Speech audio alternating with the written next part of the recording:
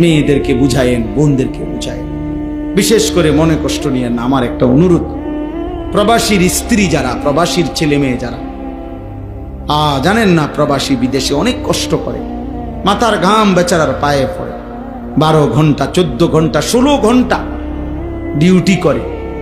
এই এত লম্বা ডিউটি করে কষ্টে জমানো টাকা বুকে বাঁধা স্ত্রী সন্তানের জন্য বাড়িতে পাঠায়।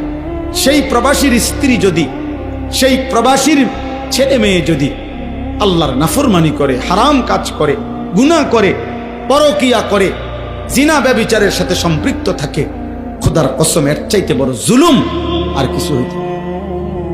তোমার জন্য এই স্বামী বেচারা আজকে 12 বছর 16 বছর সে তার সমস্ত সুখ কোরবানি করে সে বিদেশের মাটিতে পড়ে আছে একা, আর তুমি বোন বাজারে বাজারে করো,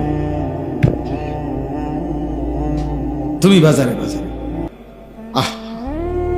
আল্লাহ আমাদেরকে হেফাজত করে, আল্লাহ আমাদেরকে হেফাজত করে, আল্লাহ আমাদের সবাইকে কবুল করেন।